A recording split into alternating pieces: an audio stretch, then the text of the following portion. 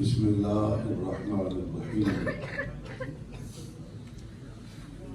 تلک الجنة التي نورث من عبادنا من كان تقيا قال تبارك وتعالى في القرآن المجيد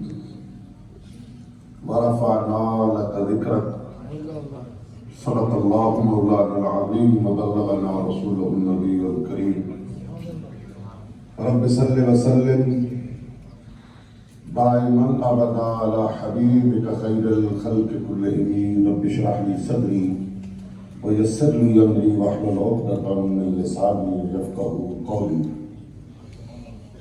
اللہ رب العزت کی حمد و ثنا سرکار دو عالم صلی اللہ علیہ وبارک وسلم کی بارگاہ اقدس و انور میں درود و سلام کا نذرانہ عرض کرنے کے بعد صدر محفل زینت محفل زینت بزم اولیاء و اصفیاء و اتقیاء پیر طریقت اور رہبر شریعت گلے گلشن حضور بابا جی سرکار مولوی رحمت اللہ تعالی علیہ حضور قبلہ ڈاکٹر صاحب سجادہ نشین مرکزی آستان عالیہ مولا شریف خلفائے نظام علماء کرام شرکائے محفل ایمانی جذبات اور روحانی کیفیات سے معمور یہ محفل پاک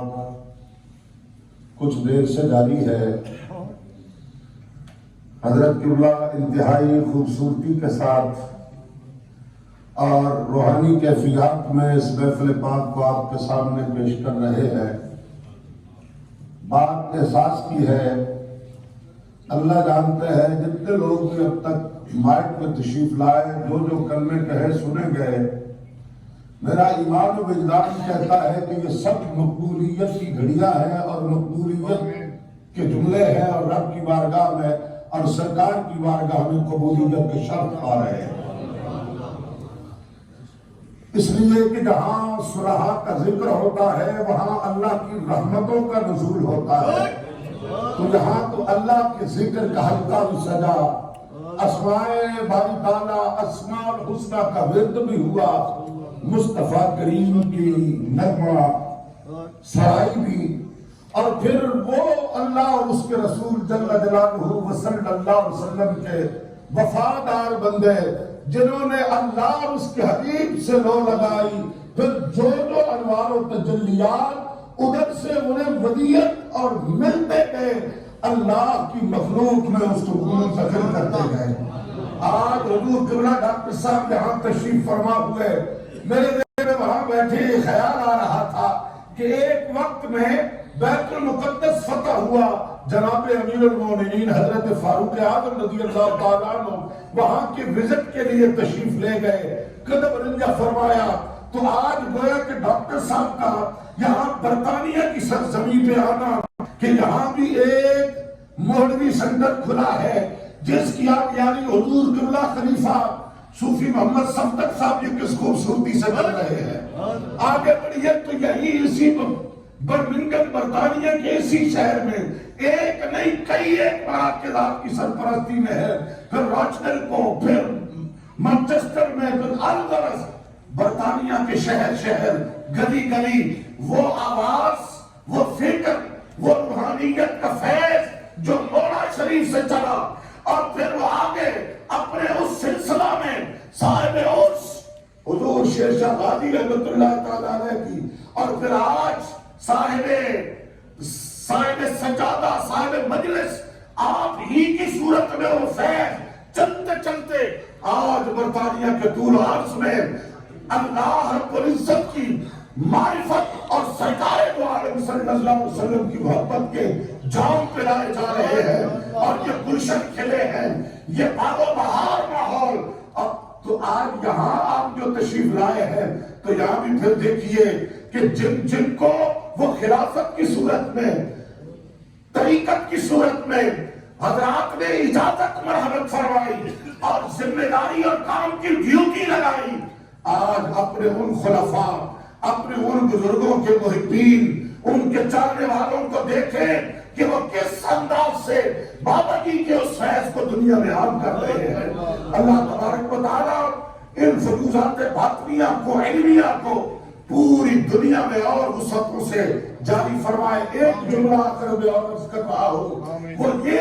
کہ فیض کا ہر ایک کا اپنا ظرف ہے، ہر ایک کی اپنی کیفیت ہے۔